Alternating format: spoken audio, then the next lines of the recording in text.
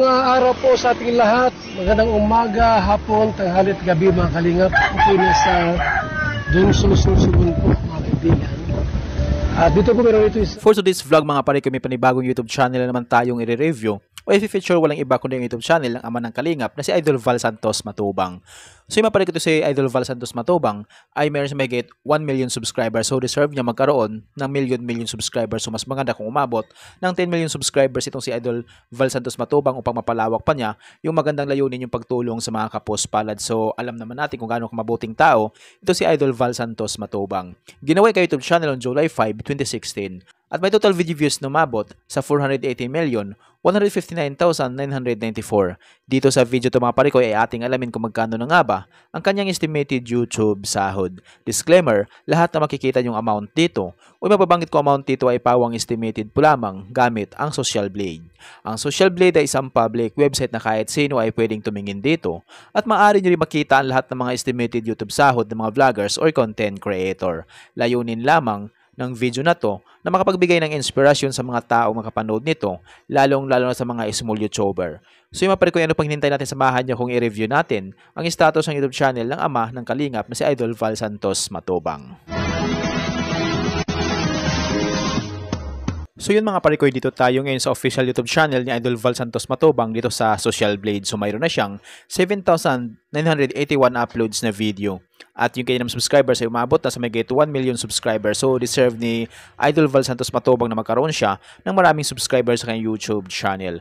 Total ang kanyang video views na nakakuha na siya ng 480,159,994. Country Philippines. Channel type people.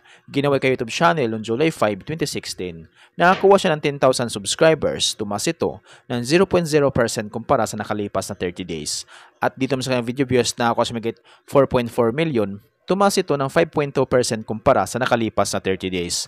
So yung maparikoy dito naman tayo ngayon sa YouTube Stats Summary ni Idol Val Santos Matubang simula noong January 23 hanggang February 5, 2025. Dito natin makikita yung mga nadagdag niyang subscribers, video views, at yung kanya naman estimated earnings. Yung titingnan natin dito mga parikoy ay yung kanyang daily average. So sa kanyang daily average, meron siyang $37 at yung highest naman imabot sa $593. I-convert natin sa peso. Simula natin pag-convert sa lowest na meron siyang $37 i-times natin sa 58 ay meron siyang 2,146 pesos na posible ang kitain sa loob ng isang araw. At kung mabot naman yung highest na mabot sa $593 i-times natin sa 58 ay meron siyang 34,394 pesos na posible ang kitain sa loob ng isang araw.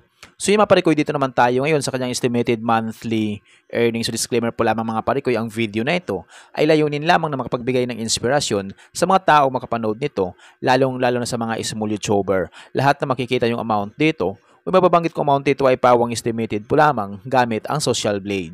Ang Social Blade ay isang public website na kahit sino ay pwedeng tumingin dito at maaari nyo rin makita ang lahat ng mga estimated YouTube sahod ng mga vloggers or content creator. So yun mga parikoy dito nga sa kanyang estimated monthly earnings ni Idol Val Santos Matubang. Meron siya itong $1,100 at yung highest naman imabot sa $17,800. I-convert natin sa peso.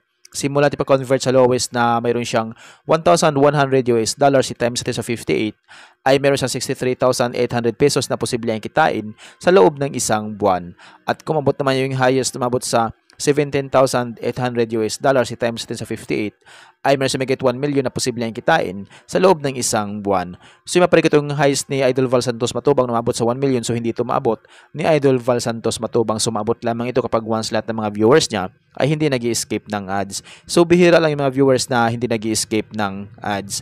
Kaya dito lang tayo babase sa lowest na mayroon siyang $1,100. So itong $1,100 na katumbas ng 63,800 pesos, so maaring doble lang ito or triple. So yun yung posibleng kitain ni Idol Val Santos Matubang sa kanyang YouTube channel sa loob ng isang buwan.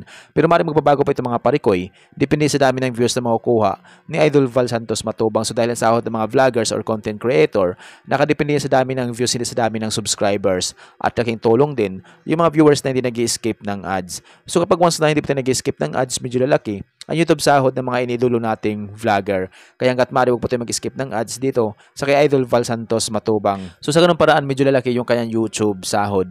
So mapare ko deserve ni Idol Val Santos Matubang na magkaroon siya ng malaking sahod sa kanyang YouTube channel. So alam naman natin kung gaano kamabuting tao itong si Idol Val Santos Matubang at kung gaano ng karami ang natutulungan at nabigyan ng pabahay.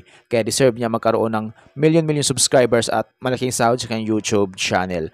So mapare ko hanggang dito lang yung video natin. So kung mayroon kayong iniidolong vlogger na gusto nyong malaman yung kanilang estimated YouTube sahod, paki-comment lamang sa comment section at gagawa natin ng ganitong klaseng ori ng video. At kung nagustuhan nyo ang video itong mga parikoy, huwag niyo po sanang kalimutan mag-like, share at mag-subscribe sa munting channel na ito